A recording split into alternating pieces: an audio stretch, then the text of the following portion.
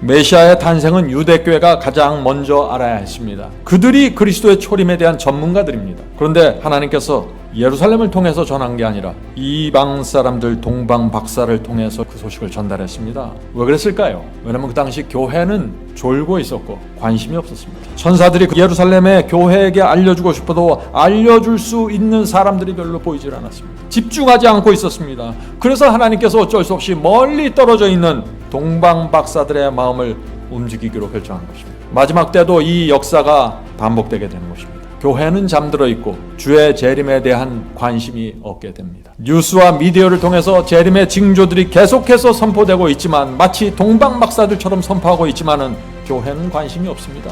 많은 그리스도인들이 관심이 없어요. 유대교회 지도자들은 메시아가 베들레헴에 태어날 것이라는 예언을 알고 있었을까요? 알고 있었습니다. 마태복음 2장 4절부터 6절입니다. 지금 왜 헤롯 왕이 이 질문을 해요?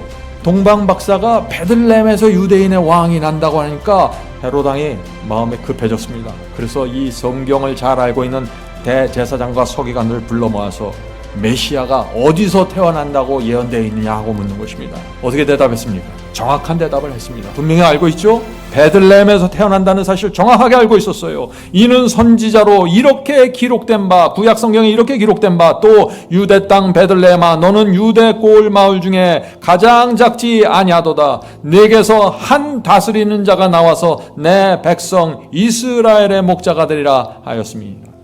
놀랍지 않습니까? 미가서의 말씀을 그대로 인용하면서 베들레헴에서 태어난다는 예언을 알려주었던 것입니다. 성도 여러분, 유대교회의 문제가 알고 있는 것입니다. 그런데 관심이 없었습니다. 이것이 마지막 시대에 똑같이 반복되는 것입니다. 오늘날 교회들도 그리스도에 대한 말씀을 압니다. 그러나 관심이 없습니다. 오늘날 다윗의 동네에 너희를 위하여 구주가 나셨으니 곧 그리스도 주시니라. 너희가 가서 강보에 쌓여 말구에 누인 아기를 보리니 이것이 너희에게 표적이니라 하더니, 참 여기 신기한 말씀이 나옵니다. 하나님께서 아기 예수를 더러운 강보에, 더러운 천조각에 싸서 말구 위에 누워놓게 하셨습니다. 그리고 그것을 메시아를 나타내는 표적으로 삼으셨다고 했습니다. 아기 예수를 감싼 강보가 무엇이죠? 이건 가난하고 천한 사람들이 아기를 싸주는 천조각입니다. 그 천으로 행주도 만들고 어떤 데는 걸레도 만들었던 그런 조각이에요. 그걸 갖고 메시아를 둘러싼 것입니다. 그런데 그 천조각으로, 그 강보로 아기를 쌓아서 말구 위에 누워있는 곳을 보면은 그것이 이 아이가 메시아라는 표적으로 받아들이라고 지금 말씀하는 거예요.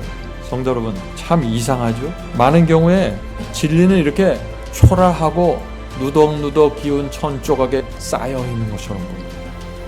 진리가 이렇게 강보에 쌓여있기 때문에 사람들의 관심을 끌지 못하는 거예요. 진리가 비단 옷에 쌓여있고 좋은 가문에 쌓여있으면 사람들이 모여들 것입니다. 그런데 하나님께서 그렇게 하지 않았어요. 성도 여러분, 이걸 이해하셔야 됩니다. 매 시대마다 하나님의 말씀 진리는 이렇게 나타나게 됩니다. 사람들이 좋아하지 않는 모습으로 나타납니다. 사람들의 편견과 사고방식을 깨트리면서 나타납니다. 그래서 많은 사람들이 거절하는 것입니다. 마지막 때도 마찬가지예요. 진리는 대다수의 사람들의 인정을 받지 못하게 될 것입니다. 인기가 없을 거예요. 사람들은요, 안정적이고 매력적이고 인기 있고 교회들의 인정을 받는 그런 가르침을 찾고 있습니다. 그런데 진리는 그렇게 나타나지 않기 때문에 문제가 생기는 것입니다. 그래서 매 시대마다 두 무리가 계속해서 나눠지는 것입니다. 강보에 쌓인 진리를 찾는 사람들이 있고 비단 옷에 둘러싸인 거짓 복음을 찾는 사람들이 있는 것입니다. 두 무리로 나눠지는 것입니다. 사람들에게 초라한 강보에 쌓여있는 진리를 제시하면 사람들이 어떻게 반응합니까? 아주 꺼려합니다. 싫어합니다. 두려워합니다. 그래서 유대교회가 메시아를 거절하게 된 것입니다. 성도 여러분, 하나님의 결정이 좀 이상하지 않아요? 아기 예수를 그 초라하고 더러운 강보에 쌓아서 말구 위에 누워놓으면은 사람들이 다 싫어할 것을 아셨는데, 사람들에게 관심을 받지 못할 걸 아셨는데 하나님께서는 왜 그런 결정을 하셨을까요? 왜 그렇게 초라한 모습으로 메시아가 이 땅에 오시도록 했을까요? 하는 질문입니다. 43페이지를 보면은요, 이 책에 아주 귀중한 말씀이 있습니다. 영광의 왕께서 자기를 낮추시고 인성을 취하셨다. 아기 예수가 태어난 환경은 거칠고 험악하였다. 하나님의 영광이 가려워졌던 것은 겉모습과 위엄이 사람들의 주목거리가 되지 않도록 하기 위함이었다. 주님께서는 모든 외적인 장식을 피하셨다. 재물, 세상의 명예, 인간적인 위대함은 결코 영혼을 사망에서 구할 수 없다.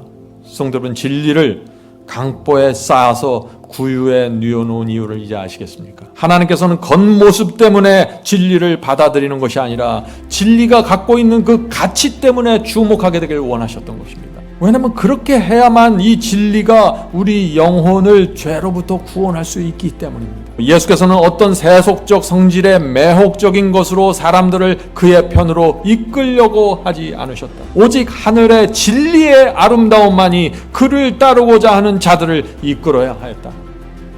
성도 여러분, 하나님께서 저 하늘에 메시아가 이곳에 있다 하고 크게 글씨 써놓지 않았어요. 베들레헴의 그날 밤에 조용히 오셨는데 그것도 아주 천한 강보에 쌓아서 메시아를 누워놨습니다. 그리고 이분을 알아볼 수 있는 자들만 와서 경배해요. 여기서 수많은 사람들이 떨어져 나가는 것입니다. 진리를 이해하지 못하는 것입니다. 하나님께서 사람의 마음을 이끄실 때 어떻게 역사하시는지 모르는 것입니다. 메시아의 품성은 오래전부터 예언되어 왔던 바. 자, 메시아가 어떤 성품이고 어떤 생애를 산다는 것 구약 성경에 가득 예언되어 있습니다. 그는 사람들이 하나님의 말씀의 증언의 기초에서 당신을 받아들이기를 원하셨다. 이 시대에도 진리가 그렇게 나타나게 된다는 것입니다. 그것을 분별하지 못하면 진리를 놓쳐버리는 것입니다. 교회를 다니지만 전혀 딴짓하게 되는 것입니다. 성도 여러분, 하나님께서 이 겉모습을 제거해 보셨습니다. 왜요? 사람들이 진리 자체에만 집중할 수 있어야 하기 때문이죠. 사람들은 오늘날 진리를 어떻게 판단합니까? 어떤 유명한 목사가 설교해만 진리라고 생각해요. 어떤 교회에서 그것이 나와야만 그것이 진리라고 생각하는 것입니다. 그것이 전혀 아닙니다. 하나님의 말씀 속에, 성경 속에 그것이 있느냐가 문제예요. 그래서 인간적인 생각에서 벗어나지 않으면요, 교회를 수십 년 다녀도 진리를 만나지 못합니다. 그런 분들 너무 많잖아요. 2000년 전에 유대교회가 어땠습니까? 말씀을 다 알았습니다. 예언을 정확하게 알았어요. 메시아가 70주일 예언에 맞춰서 또 베들레헴에서 태어날 것까지 다 알았습니다. 그러나 주님을 영접하지 못했어요. 이유가 무엇입니까? 다 알았는데 이들 마음속에 진리 이외에 다른 것을 추구하고 있었습니다. 많은 사람들이 진리를 따른다고 말하죠. 그런데 그 진리가 내 마음과 내 취향과 내 계획과 맞을 때만 따라요. 주님을 따른다고 하지만 주님께서 나를 인도하시는 그 길이 내 마음과 내 정서와 내 소원에 일치될 때까지만 따라갑니다. 달라지기 시작하면 더 이상 쫓아가질 않아요. 그래서 진리를 끝까지 따라가지 못하는 것입니다. 매 시대마다 이것이 대부분의 사람들이 갖고 있었던 문제예요. 주의 재림이 도처에서 일어납니다. 동방 박사들이 뉴스와 미디어를 통해서 별들의 움직임과 세상의 재난들을 보여주고 있습니다. 그런데 전혀 관심이 없습니다. 성경을 가르치는 사람들조차도 재림을 준비하지 않습니다. 기다리지 않습니다. 초림 때의 역사가 마지막 때 정확하게 반복되고 있는 것입니다. 성도 여러분, 이 해를 보면서 우리의 마음을 하나님께 다시 한번 바쳐야 됩니다. 성령께서 우리의 눈을 열어주셔야만 지금 이 모습이 보이게 되는 것입니다. 그들은 메시아의 오심을 위해 준비되지 않았다. 이와 같은 무관심이 이스라엘 온 땅에 편만하였다. 이기심과 세상에 몰두한 사람들은 온 하늘을 진동시켜야 할 기쁨에 아무런 기쁨도 느끼지 않았다. 기쁨을 느끼지 못했을 뿐만 아니라 적개심을 갖고 달려들었어요. 예수를 죽이려고, 핍박하려고 말이죠. 그리스도의 초림을 보고자 갈망하고 있었던 사람은 몇 명이요? 극소수였다. 그들에게 하늘의 천사들이 보내심을 받았다. 하늘의 천사들이 그래서 누구에게 간 거예요? 그 극소수의 그 주의 재림을 기다리면서 예언을 붙잡고 말씀을 붙잡고 기다리면서 사모하던 그 아주 적은 무리에게 하늘의 천사들이 온 것이에요. 여기서 유대교회에 또 문제가 생기는 것입니다. 동방 박사들이, 목동들이 천사를 봤다고, 천사들이 우리에게 알려줬다고 말은 하는데 유대교회에서 이해가 되지 않는 거예요. 아니, 어떻게 천사들이 유대교회 예루살렘 성전을 건너뛰어서 저 지방에 내려가? 성 밖에 있는 저런 초라한 사람들에게 어떻게 천사들이 가서 메시아의 소식을 알릴 수 있어? 그건 거짓이야. 그건 그럴 수가 없는 거야. 반드시 소식은 유대교단을 통해서 들어와야 돼. 이런 잘못된 사상을 갖고 있었다는 것입니다. 유대교회에서 그 극소수의 사람들 누굽니까? 그들이 목동들과 동방박사들이고, 동방박사들은 이방인들이었죠. 그리고 몇몇 또 그 외의 사람들이 있어요. 성도 여러분, 마지막 때도 아주 적은 성도들이 주의 재림을 기다리고 예배할 것입니다. 예수께서 그 말씀을 분명히 하셨잖아요. 인자의 때는 노아의 때와 같을 것이라.